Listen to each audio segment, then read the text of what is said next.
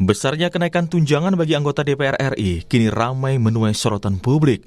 Wakil Ketua DPR Adis Kadir bilang, gaji anggota DPR 2024-2029 tidak naik, kecuali kenaikan tunjangan seperti beras dari 10 juta menjadi 12 juta rupiah.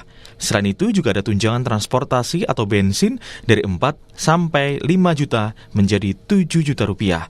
Menurut Adis Kadir, harga beras dan bahan pangan pun memang sedang mengalami kenaikan, sementara gaji anggota DPR tidak naik selama sekitar 15 tahun. Dapat 12 juta dan ada kenaikan sedikit dari 10 kalau tidak salah. Tunjangan-tunjangan lain juga ada kenaikan sedikit-sedikit. Bensin itu sekitar 7 juta yang tadinya kemarin sekitar 4 juta 5 juta sebulan, walaupun mobilitas daripada kawan-kawan dewan lebih dari itu setiap bulannya. Jadi kalau dulu gaji kawan-kawan itu terima total bersihnya sekitar 58, mungkin dengan kenaikan gaji tidak naik ya, saya tegas sekali gaji tidak naik, dengan kenaikan tunjangan makan disesuaikan dengan indeks saat ini mungkin terima hampir 69, hampir 70-an. Berdasarkan surat edaran Sekretariat Jenderal DPR tahun 2010 dan juga tahun 2024, anggota DPR juga sebelumnya sudah mendapatkan sejumlah tunjangan di luar gaji pokok. Tunjangan melekat seperti tunjangan jabatan, tunjangan suami atau istri atau anak, hingga tunjangan pajak penghasilan, totalnya sekitar 15 juta rupiah. Ada juga tunjangan lain seperti tunjangan kehormatan, komunikasi hingga bantuan listrik dan telepon mencapai 34 juta rupiah, sementara tunjangan rumah mencapai 50 juta rupiah.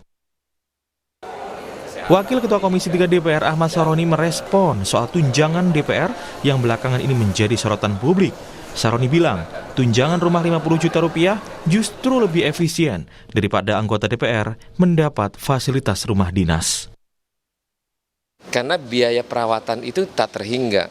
Ya, banyak rusak AC lah, perlengkapan di dalamnya. Kenapa waktu itu banyak yang kasih masukan lebih baik dikasih tunjangan tunai, di mana tidak memberatkan negara agar posisinya tidak anggaran negaranya tidak terganggu. Jadi jangan dilihat karena nilai uangnya fantastis nih, enggak, itu biasa sebenarnya.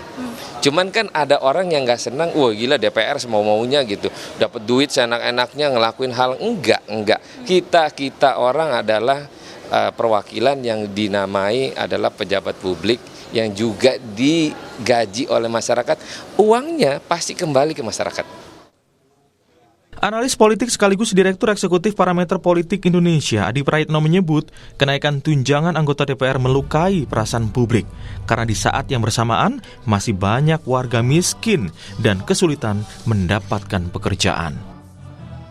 Yang kedua tentu saja adalah soal di tengah efisiensi yang dilakukan oleh pemerintah, di tengah pengetatan anggaran yang terjadi di mana-mana, tunjangan-tunjangan yang diberikan kepada yang mulia anggota dewan dalam banyak hal ini mengkonfirmasi betapa ada disparitas yang cukup jauh antara pendapatan yang dimiliki oleh anggota dewan dengan rakyat yang ada di bawah. Di tengah efisiensi yang ditetapkan pemerintah saat ini, kenaikan tunjangan DPR yang cukup fantastis dibutuhkan pertimbangan yang jelas bagi publik.